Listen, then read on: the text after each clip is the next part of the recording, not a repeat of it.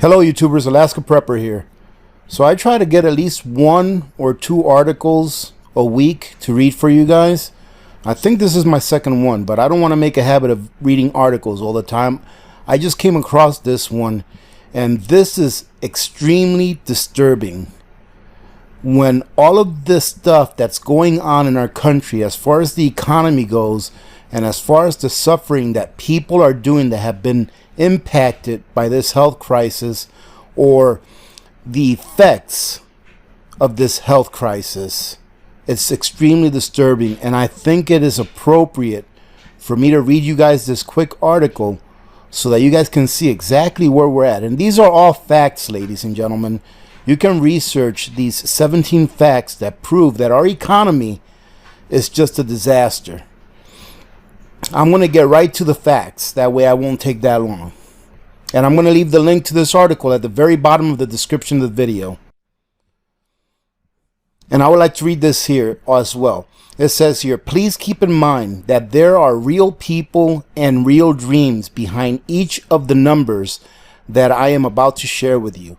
The following are 17 facts that prove that the U.S. economy is a complete and total disaster zone. Number 1, according to San Francisco Chamber of Commerce, more than half of all storefronts in the entire city of San Francisco are no longer in business. Number 2, just a few hours ago, New York City reported that it had an unemployment rate of almost 20% during the month of July.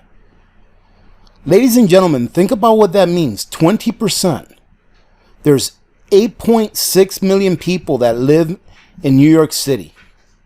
Now let's say the average family is 4, right? So take 8.6 and divide it by 4. That's about 2 million or so people. Roughly 2 million people that are unemployed in New York City alone. Number 3, in New York City, or in New York, 83% of all restaurants in the city were unable to pay their full rent for last month. Number 4, in 2020, the state of Louisiana has lost twice as many jobs as it did after Hurricane Katrina. Many are concerned that Hurricane Laura could soon become a similar monster storm. Ladies and gentlemen, if you're listening to this for the first time, you need to prepare. You need to get your house in order. And I was thinking about this today. And I'm not a financial advisor, and I'm not telling you what to do. I was just personally thinking about this today. If I'm one of these people that is down and out, that can't pay their rent or their mortgage or their credit cards, I would probably consider getting into as much debt as possible so that I can put some things away to make sure that my family is going to be able to eat. That's how dire of a situation I think that our nation is in right now. Number 5, in the state of South Carolina, an eye-popping 52% of all renters are at risk of eviction. 52%. Number 6, Americans now owe more than $21 billion in unpaid rent. And ladies and gentlemen, you have to consider this as well. $21 billion in unpaid rent. So a lot of people are looking to be evicted from their homes. But not only that, the landlords can't pay the banks what they owe them. A lot of landlords leverage their mortgages on the rent that they collect from their tenants. So I've been saying this for a while now, whenever I talk about the economy and finances, that the banks are going to end up owning everything. Because when the landlords can't pay their mortgage, who gets the house or who gets the building? The banks do. Number 7, overall, 27% of all Americans did not make their rent or mortgage payments last month. Number 8, according to the Mortgage Bankers Association, The delinquency rate on residential mortgages increased by 386 basis points last quarter. That comes out to 3.86%. That was the most rapid raise that we have ever seen by a very wide margin. Number 9, U.S. bankruptcies are already at their highest level in 10 years, and they are expected to surge dramatically as we approach the end of this calendar year. Ladies and gentlemen, we are in a Great Depression. I am convinced we are currently, right now, in a Great Depression. The stock market can do whatever it wants. It can go to the moon for all I care. We are in a Great Depression in this country.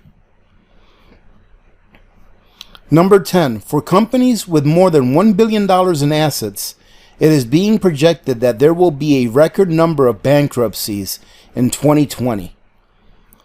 Number 11, world trade plunged to the lowest levels on record during the month of June.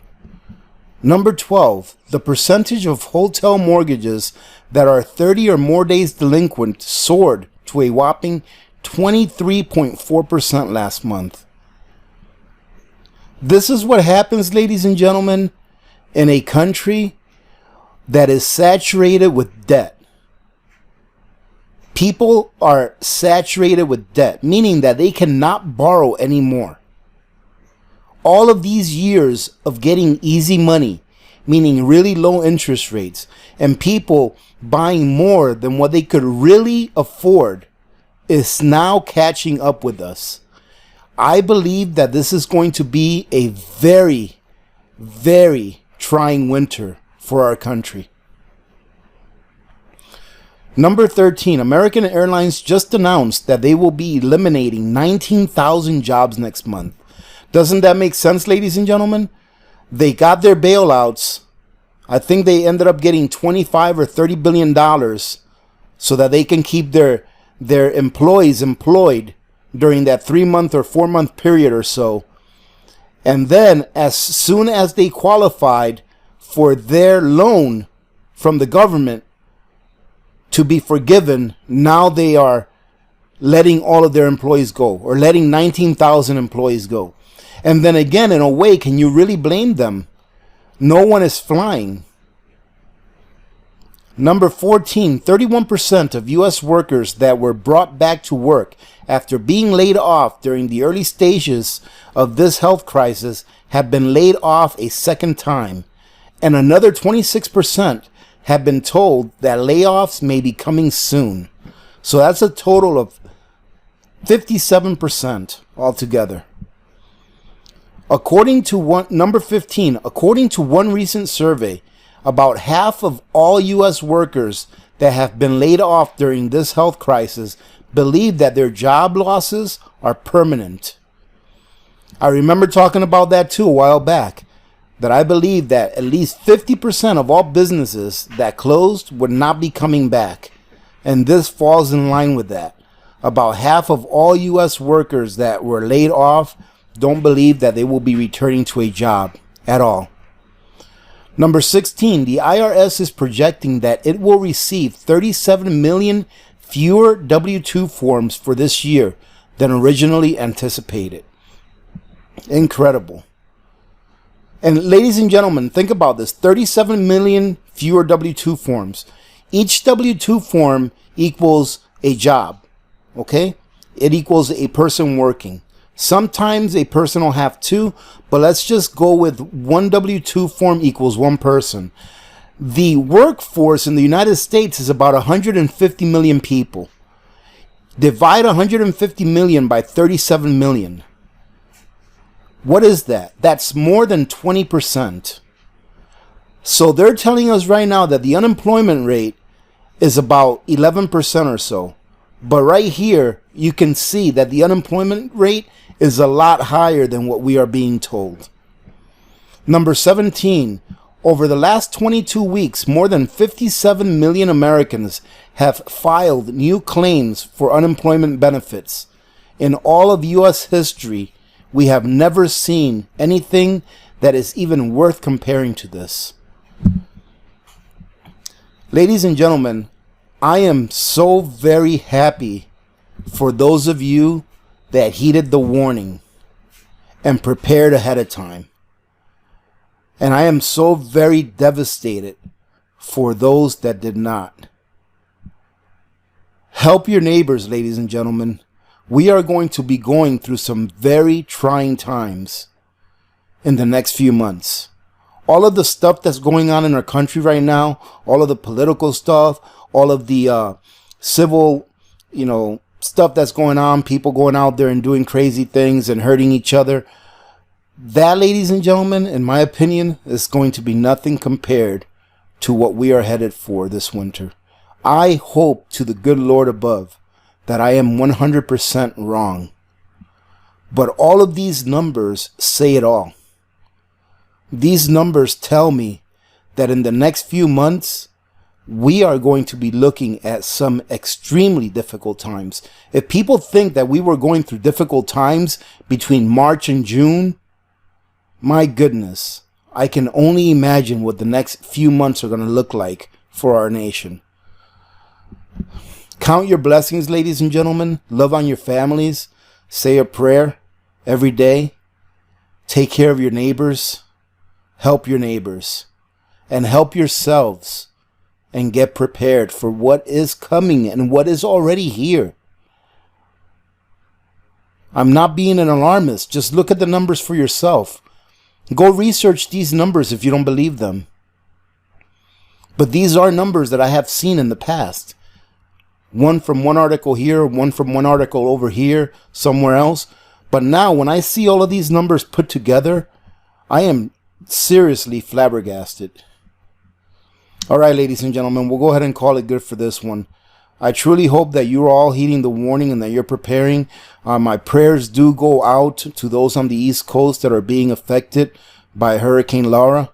I hope that you guys are all safe out there. Don't try to be the hero. Make sure you take care of yourselves and your families. Having said that, remember to be good to each other. When good people do good things happen. Remember to reach one, teach one, and repeat. If we all did this, the world would be a better place. Many blessings to every one of you and your families. This is Alaska Prepper, and I am out.